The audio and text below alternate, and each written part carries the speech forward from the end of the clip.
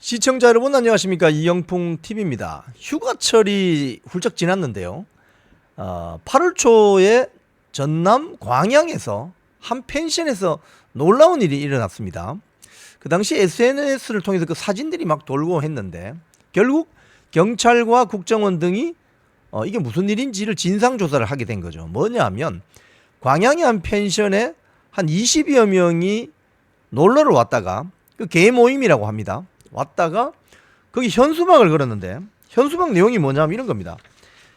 제1회 대한민국 공산당 한가족 학예수련회, 대한민국 공산당 한가족 학예수련회. 여기 사진을 보면 여러 가족들이 있는데 아이들도 있습니다. 미성년자 아이들도 있습니다. 이 현수막을 걸게 된 그 경위가 뭘까요? 여기 아이들을 데리고 온 이 부모라는 사람들이 지금 제정신인지 모르겠습니다. 자, 이 관련 보도를 쭉 보면 이렇습니다. 펜션 사장 유모 씨는 시도 때도 없이 걸려오는 전화 때문에 도저히 일을 할 수 없을 지경이다. 대한민국 사람 맞냐? 당장 북한으로 물러가라. 이런 문자도 막 받고 했다고 하네요. 그런데 현수막을 내건 단체가 뭐냐? 전라남도 여수에서 온 일행 22명이었다는 겁니다. 가족 모임이에요. 이들은 이렇게 경찰에 말했다고요. 개모임을 든 친한 가족 11가구, 한 집에 2명씩 왔다 이 말이군요. 친한 가족 11가구가 함께 여름 휴가를 왔다. 여름 휴가를 왔는데 어떻게 대한민국 공산당 학예수련회 현수막을 걸죠? 이들 일행은 지난 8월 4일 오후 2시쯤 펜션에 도착해서 해당 현수막을 제1회 대한민국 공산당 학예수련회 펜션 앞마당에 내걸었는데 이 펜션 측이 이걸 보고 이거 문제가 될 소지가 있으니 내려달라고 했는데 일행들은 한번 웃고 놀려고 온 것이니 이해해달라, 즐거운 마음으로 시간을 보내러 온 것이니 이해해달라, 이렇게 펜션 주인에게 이야기를 했다고 해요. 자, 해당 개모임에서 회장이자 총무를 맡고 있다는 김모 씨의 말에 따르면 이 44세입니다. 특별한 이유는 없고 그냥 웃기게 할 목적으로 현수막을 걸었다. 지난해 여름 개모임 이름을 짓다가 한 개원이 우리 모임은 회장 말이 곧 법 아니냐, 공산당이란 이름 어떠냐, 이렇게 제안을 했고 다들 너무 웃기다면서 동의했다고 해요. 그래서 이번에 광양에 있는 펜션으로 같이 와서 제1회 대한민국 공산당 학예수련회라는 현수막을 걸고 신나게 놀았다고 합니다. 그 현수막은 멤버 중 한 사람이 개인 돈으로 만들어서 가져왔다고 합니다. 이 언론에 이렇게 보도가 되고 경찰과 국정원이 난리가 나서 개모임 이름을 바꿔야 되겠다, 뭐 이런 이야기를 했다고 합니다. 지금 경찰과 공안당국은 이게 어떤 대공 혐의점이 없으면은 뭐 사건을 입건하지 않고 종결할 예정이라고 합니다. 자, 여기에서 이 대한민국 공산당 한마음 학예수련회라는 현수막을 건 이 정신없는 사람들에게 제가 공산당이라는 정체, 즉 대한민국 해방 이후에, 해방 전과 해방 이후 공산당이라는 조직의 정체에 대해서 제가 좀 설명을 해드리겠습니다. 왜? 공산당의 정체에 대해서 모르니까 웃자고 현수막을 만들어 온다. 이게 말이 되는 소리예요.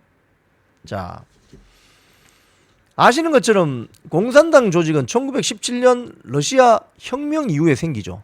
그래서 전 세계 공산당의 시작은 1917년 러시아 혁명 이후에 소비에트 공산당으로부터 시작이 됩니다. 그리고 중국 공산당도 마찬가지고. 그래서 대한민국, 그러니까 한반도의 공산당이 언제 생기느냐?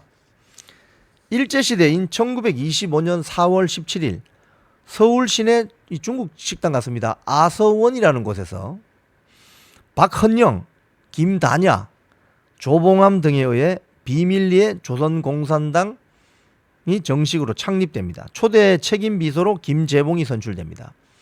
소비에트 공산당의 원칙은 한 국가의 한 개 공산당만 인정합니다. 이게 원칙입니다. 한 개 국가의 다수의 공산당을 인정하지 않아요. 이 자들은 한 나라의 공산당 조직은 하나밖에 없습니다. 그래서 조선공산당이 1925년 창립이 되었다. 자, 그리고 그 이후에 박헌영의 집에서 조선공산당의 외곽단체인 고려공산청년회도 결성이 됐습니다. 이 공산당 창당 전문을 보면, 조선공산당 창당 전문을 보면 이번에 이 광양 펜션에 가서 제1회 대한민국 공산당 한마음 뭐 하계 수련회 현수막을 재미로 걸었다는 이분들이 얼마나 철이 없고 정신 나간 분들인지 알 수 있어요. 조선공산당 창당 전문을 제가 읽어드리면서 설명을 드릴게요. 보십시오. 조선공산당은 국제공산당이 그러함과 마찬가지로 그 한 지부로서, 이 보세요. 한 지부, 한 나라에 하나밖에 인정을 안 합니다. 폭력혁명에 의거하여 공산주의 건설을 목적으로 하는 것이면 물론이다. 공산당 조직은요, 기본적으로 프롤레타리아 농민 노동자 폭력혁명을 목적으로 합니다. 수단으로 합니다. 그래서 잔인하기 짝이 없습니다. 노동자 농민의 결합에 의하여 이 당시에는 구좌파 시절이었기 때문에 노동자 농민 프롤레타리아 계급이 무장 폭동혁명을 일으킨다 이렇게 돼 있죠. 노동자 농민의 결합에 의하여 공동전선을 전개하고 사유재산 제도를 부인하려는 데 있다. 공산주의는 사유재산을 인정하지 않습니다. 자, 이렇게 되어 있습니다. 그리고 두 번째 문단에 보면 세계 프롤레타리아트 국가 건설을 위해서 식민지 조선의 독립을 도모하지 않으면 안 된다. 그리고 민족 문제 해결은 프롤레타리아트 독재의 일부로 된다. 이게 중요한 말이죠. 즉 민족주의 관점에서 독립운동을 하는 게 아니라 독립운동하는 것이 프롤레타리아트 독재 국가를 만들기 위한 수단이다 이 말입니다. 이 점에서 민족주의 관점에서 독립운동을 했던 분들하고 다릅니다. 이 자들은. 즉 독립운동은 종속 변수이고 프롤레타리아트 독재 국가 만드는 게 상수라는 거예요. 이 점이 다르죠. 우선순위가 다른 겁니다. 민족주의 독립운동 했던 사람들은 일단 독립운동이 먼저이고 그 다음 뭐 생각하는데, 이 자들은 세계 공산주의 즉 프롤레타리아트 독재 혁명국가 만드는 게 우선이고 그 다음에 뭐 민족 문제 해결, 이건 그 다음 문제라는 겁니다. 자, 프롤레타리아트 독재로의 민족운동을 원조함은 물론, 이거 보세요. 똑같은 말입니다. 프롤레타리아트 독재 국가를 만들기 위해서 민족운동을 원조한다 이 말입니다.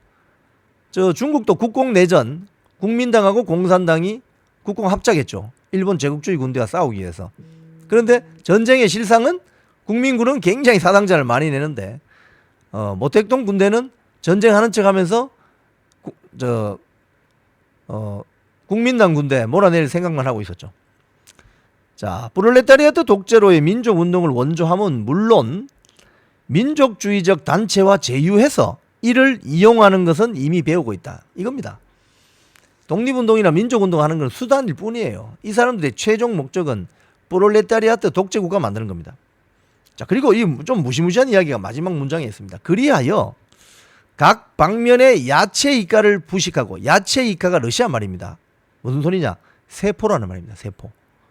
각 방면의 세포를 부식하고 모든 표현 단천에 프락치를 만든다. 프락치는 첩자란 말입니다. 이 참 무시무시한 말입니다. 그래서 이게 이제 안토니오 그람시, 이탈리아 공산주의자 안토니오 그람시의 진지론하고 똑같은 이야기죠. 각 조직의 각 방면에 세포를 만들고 그 세포에 공산당이 보내는 첩자, 간첩을 보내어서 감시하고 활약하게 한다. 이 소리입니다. 자, 결국 이렇게 해서 조선공산당이 생겨서 결국에는 북조선 노동당, 남조선 노동당으로 나뉘게 되는 거죠.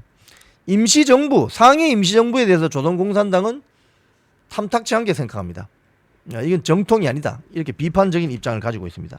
그래서 북조선 노동당은 결국 김일성 손아귀에 들어가고 남조선 노동당은 박헌영 손아귀에 들어가지만 6.25 전쟁 이후에 박헌영 등 남노당 조직들은 북한으로 다 올라가지만 숙청당해서 끝장나게 됩니다.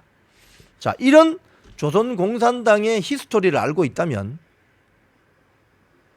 펜션에 제1회 대한민국 공산당 한마음 하계 수련대회라는 현수막을 걸고 신나게 낄낄거리면서 삼겹살 구워 먹으면서 놀 수 있어요? 이분들은 역사 공부를 좀 하셔야 되고, 또 만에 하나 그 22명 중에 한 명이라도 뭔가 대공용의점이 있다면 경찰과 국정원은 잘 살펴봐야 할 것입니다. 지금까지 이영풍 TV였습니다.